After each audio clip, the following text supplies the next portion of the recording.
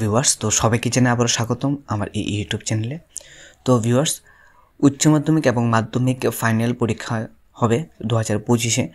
তো সেই বিষয়টাকে নিয়ে প্রতিনিধির মধ্যে বিস্তারিত কী বলেছে আমরা একটু বিস্তারিত দেখে নেব, এবং তোমাদের পরীক্ষাগুলি কবে কবে হবে বা কী আসে বিষয়, এই বিষয়টা নিয়ে কী বলেছে প্রতিনিধির মধ্যে আমরা বিস্তারিত দেখে নেব। প্রথমেই বলেছে উচ্চ মাধ্যমিক 24শে ফেব্রুয়ারি, মাধ্যমিক 25 ফেব্রুয়ারি। ত্রিপুরা মধ্যশিক্ষা পর্ষদের 2025 সালে লিখিত পরীক্ষা শুরু হবে 24 ফেব্রুয়ারি। এই দিন পর্ষদের উচ্চ মাধ্যমিকের ইংরেজি পরীক্ষা গ্রহণ করা হবে।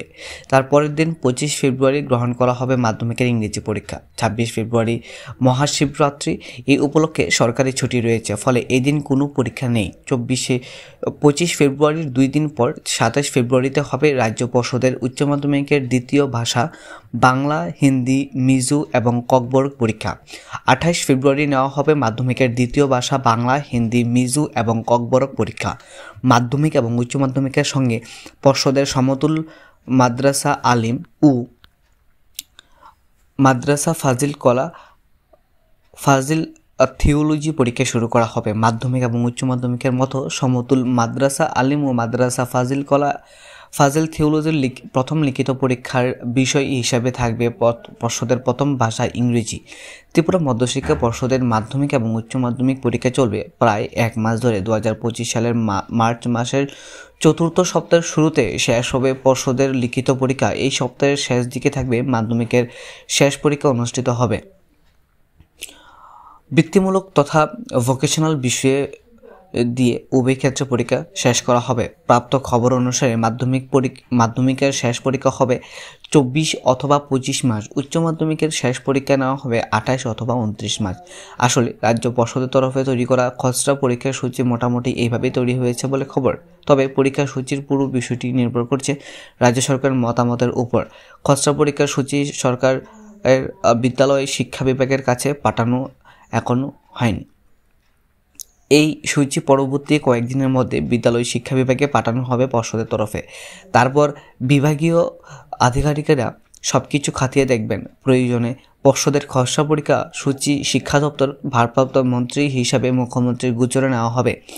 মুখ্যমন্ত্রী টেবিল ঘুরে পরীক্ষা সূচি নিয়ে রাজ্য সরকারের মতামত আস্তে আস্তে প্রায় পক্ষকাল লেগে যেতে পারে। তারপর পর্ষদের তরফে সাংবাদিক সম্মেলনের মাধ্যমে ঘোষণা করা হবে 2025 সালের মাধ্যমিক, উচ্চ মাধ্যমিক এবং সমতুল মাদ্রাসা আলিম ও মাদ্রাসা ফাজিল থিওলজির পরীক্ষাসূচি নিয়ে পর্ষদের একাধিক সূত্রের মাধ্যমে একটি বিষয় বলে জানা গেছে। সূত্রগুলির বক্তব্য পরীক্ষা শুরুর দিনের কোনো ধরনের অদল বদল ঘটার সম্ভাবনা একেবারেই নেই, কেননা এই বিষয়টি প্রশাসনের মতামতের ভিত্তিতেই স্থির করা হয়েছে।